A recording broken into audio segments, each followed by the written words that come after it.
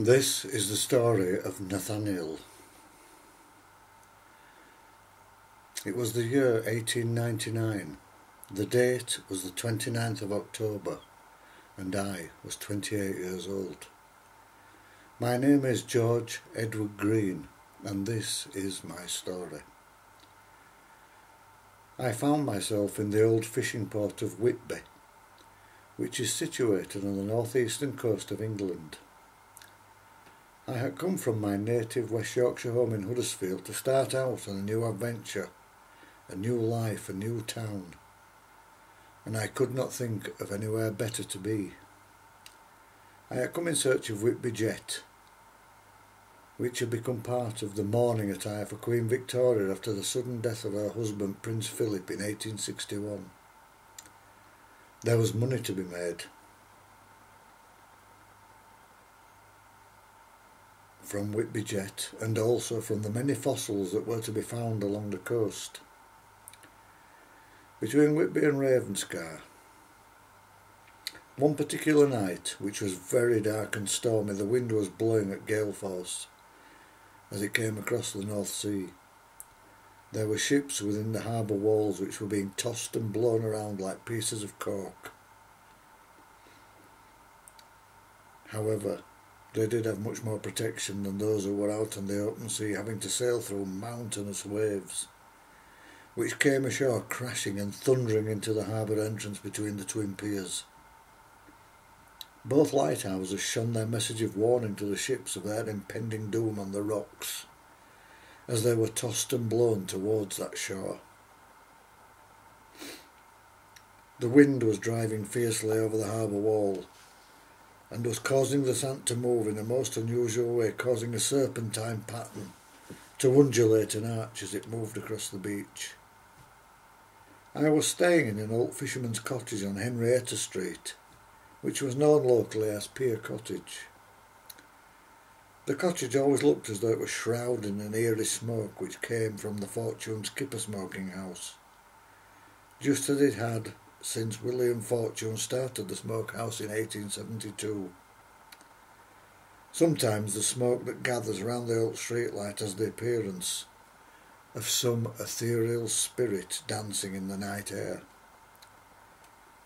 There was a window in the cottage which led out onto a balcony overlooking Tate Hill Sands, the place where in Bram Stoker's book written in 1897 about Count Dracula, the ship, the Demeter, had run aground during a violent storm, not unlike the storm which was raging that night.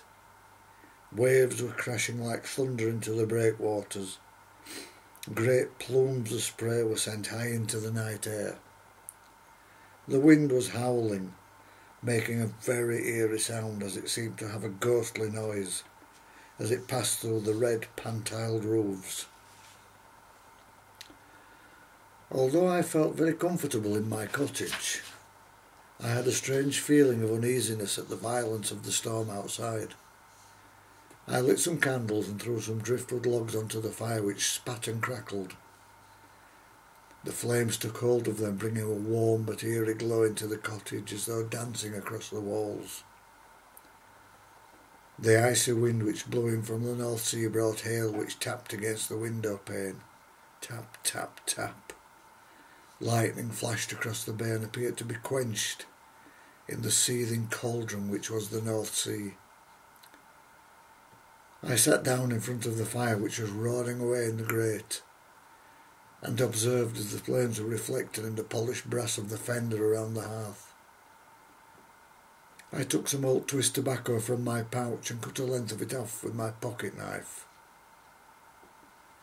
The knife had a whalebone handle, no doubt a relic from the days when the whaling fleet was set out to harpoon these giant creatures of the deep and return with their catch, which was used for a variety of things. I placed the tobacco between the palms of my hands and I gently rubbed it before packing it into the clay pipe. I put a taper into the flames, and as I lit it, I began to draw at it until the tobacco was alight. I blew the smoke towards the ceiling with some satisfaction. I listened to the howling of the wind and the constant tapping of the hail on the window pane, and I felt very much at peace with my surroundings. I poured myself a large glass of whisky from an old decanter and sipped at it, savouring every drop. I felt a total and complete calm fall upon me, which was odd in the midst of such a violent storm outside my window. I gazed into the fire and began to drift away while the wind continued to howl and the hail tapped the window pane. My mind began to think about the poor souls who were out on the sea that night. I must have drifted off to sleep, and I awoke to what sounded a more insistent tapping at my window pane. I stared through my sleep-dulled eyes, and I could see what appeared to be a man stood on the balcony tapping at the glass. My eyes regained their focus, and I could see that he was a very tall man, very gaunt in appearance, dressed from head to foot in black with a cloak. The cloak had a collar against the wind. Looking down to his feet, he had a pair of black shoes, which were covered in mud. I observed his hands, which were very slender with long pointed fingernails. He had sunken cheeks, which were made more noticeable because of the cheekbones. His eyes were as black as the Whitby jet. They appeared lifeless. Even on that occasion, as the moonlight caught them from behind the passing cloud, there was no sparkle, just cold, dead eyes. His hair, which was shoulder-length and straight, was jet black in colour, again shining in the moonlight. The blackness of his hair framed a very pale complexion. He stood there, one hand tapping at the window, the other hand at his side. He carried on tapping at the window pane and stared at me with those dark eyes. Occasionally, I found this very unnerving.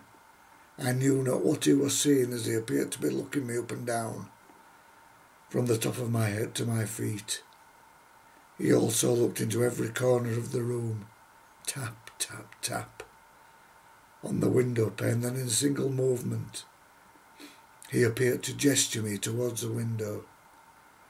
I was unable to avert my eyes and felt compelled to look into his eyes, which seemed to be looking directly into my soul.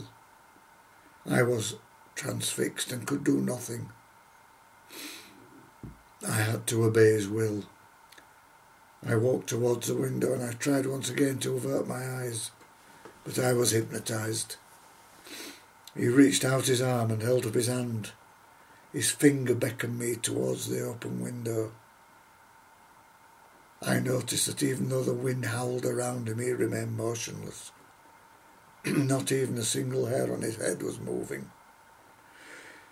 My hand stretched out towards the catch on the window, and I was powerless to do anything other than what he willed. I opened the catch and slowly opened the window, and I felt obliged to tell him to enter the room. He stepped through into the room, and he seemed to glide towards the fire, stood by the mantelpiece. He then sat opposite me in a fireside chair and stared at me with those dark but strangely dead eyes. He said, "My name is Nathaniel, and I have been in Whitby for what seems like centuries, and I often wander the cold streets at night looking for people who are willing to invite me into their homes." He spoke again. "It is such a foul evening out there. So kind of you to let me in and share the warmth of your fire, and to give me your company. I would like to offer you the chance to join me on a journey. The journey of an eternity." He walked around the room. Well, I say walked, but he appeared to glide wherever he went. He said, "This journey will give you everything, but will cost you everything. So tell me, would you care to come with me?" I was not sure, and I wanted to know more of what his journey was planned about. I asked Nathaniel to tell me more and offered him a drink of my fine malt whisky. Nathaniel said, "Thank you, but no thank you. I never drink wine or spirits." I offered him something to eat. Nathaniel said, "Sorry, but I have already eaten." The room was bathed in candlelight and the glow from the fire was very, very cosy. And we chatted about this journey he had spoken of. Nathaniel told me of his travels around the world in times past, his visits to the opera houses of Milan, the ballet theatres of Paris, the playhouses of London. This before he decided to settle down in the quaint old seaport of Whitby. His story was fascinating, and one which certainly caught my imagination. This man had seen and done all and more than most people can even dream about. I said, "Yes, I will join you on that journey. You have excited my mind, and you can open up the world for me." Then, as if from nowhere, he was stood directly in front of me, those dark but dead eyes looking directly at me. He towered above me. I looked upon his face, which was deathly pale. His thin lips parted to reveal what looked like fangs protruding from his upper jaw. His face was emotionless. I was powerless and could only stare into those jet black eyes. He reached forward and placed a hand upon my shoulder. The other remained at his side. The hand on my shoulder had such a gentle touch that I could scarcely feel it there at all. My heart began to race at this sight before me, so scary yet so compelling in the candlelight. I had never met anyone like him. He then stooped, and I could smell the aroma of the grave upon his skin. He sniffed at my flesh and breathed in deeply, then moved closer to me until his cheek was touching my cheek. He was as cold as marble, like one who was dead. He then moved towards my neck. It was then that I felt the fangs sink deep into the vein, followed by the sound of him drinking my life's blood. I could hear him sigh with deep satisfaction. The last thing I remember was passing into blackness.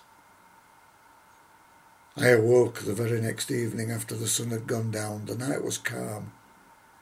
The violent storm of the previous day had passed inland and across the North Yorkshire moors.